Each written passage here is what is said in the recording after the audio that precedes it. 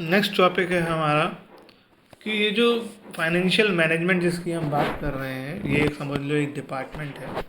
तो उसे अपने काम करते वक्त बहुत सारे डिसीजन लेने पड़ते हैं फाइनेंस से रिलेटेड, और उन डिसीजन को बोलते हैं फाइनेंशियल डिसीजंस। फाइनेंशियल डिसीजंस को 3 कैटेगरी में डिवाइड किया गया है। पहला इन्वेस्टमेंट डिसीजंस, दूसरा फाइनेंसिंग डिसीजंस, और तीसरा डिविडेंड डिसीजंस। इनको समझने से पहले पहले ये बात समझो, ये 3 तरह के फाइनेंशियल डिसीजंस हैं। देखो बच्चे बहुत कंफ्यूज होते हैं। There is the term financing and there is the term financial. जो फाइनेंशियल मैनेजमेंट डिसीजन लेता है वो फाइनेंशियल डिसीजन है, और उनमें से एक डिसीजन का नाम फाइनेंसिंग डिसीजन है। तो ये 3 डिसीजन लेने पड़ते हैं हर एक ऑर्गेनाइजेशन को, फाइनेंशियल मैनेजमेंट को। यानी फाइनेंशियल मैनेजमेंट जितने भी काम करता है, जितने भी डिसीजन लेता है, उसको 3 कैटेगरी में डिवाइड किया गया है। जब भी आप पैसों के बारे में सोचोगे कि मैंने पैसा कहाँ से आए या कहाँ खर्च हो, तो वो इन 3 कैटेगरी में से एक कैटेगरी को बिलोंग करेगा। इन्वेस्टमेंट डिसीजन, फाइनेंसिंग डिसीजन और डिविडेंड डिसीजन। इनको हम डिटेल में एक एक करके पढ़ेंगे, लेकिन इस बात को एक डायग्राम की तरह समझाया गया है कि ये फाइनेंशियल मैनेजर है, इसे इन्वेस्टमेंट डिसीजन लेना है। इन्वेस्टमेंट डिसीजन में 2 तरह के डिसीजन हैं, ऊपर बताया हुआ है देखो डायग्राम में। कैपिटल बजटिंग और वर्किंग कैपिटल।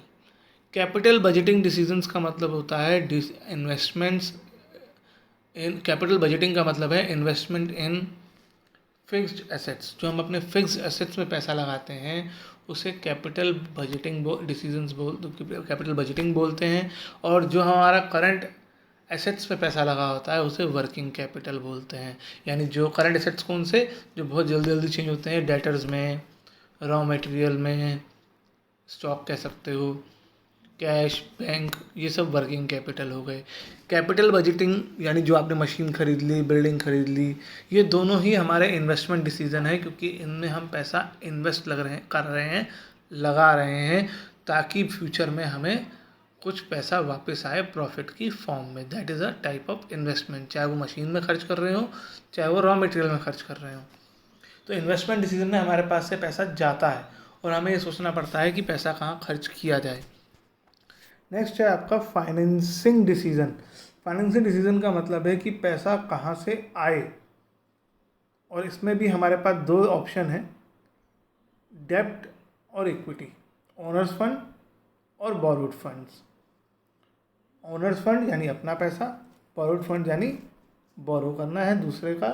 लास्ट ईयर हमने डिटेल में पढ़ा है, जिन लोगों को याद नहीं है उनको याद दिला देते हैं। ओनर्स फंड जिसे हम कैपिटल भी बोलते हैं जॉइंट स्टॉक कंपनी में, उसके लिए इक्विटी वर्ड यूज़ होता है, equity share capital, share word use किया था हमने। और डेब्ट का मतलब बोरोड फंड्स, इसमें हम बैंक से लोन भी ले सकते हैं, बैंक ओवरड्राफ्ट भी इसी का पार्ट है। उसके अलावा डिवेंचर्स भी इसी का पार्ट है जो हमने लास्ट ईयर पढ़ा। और नेक्स्ट है डिविडेंड डिसीजन। डिविडेंड डिसीजन का मतलब है ये पता लगाना, ये देखना कि जो ओनर्स हैं स्पेशली जॉइंट स्टॉक कंपनी में, उनको प्रॉफिट का कितना पार्ट बांटा जाए। ये हमने लास्ट ईयर मैंने आपको बहुत डिटेल में समझाने की कोशिश करी थी कि इक्विटी शेयर्स अगर हम खरीदते हैं कंपनी से, तो ईयर के एंड में जो डायरेक्टर्स होते हैं वो प्रॉफिट का एक पार्ट हमें कैश में दे देते हैं। देंगे नहीं देंगे उनकी चॉइस होती है, और वो कहलाता है डिविडेंड।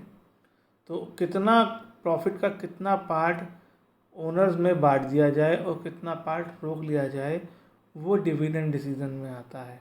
तो ये 3 तरह के डिसीजन हैं और हम एक एक करके इनको पढ़ेंगे।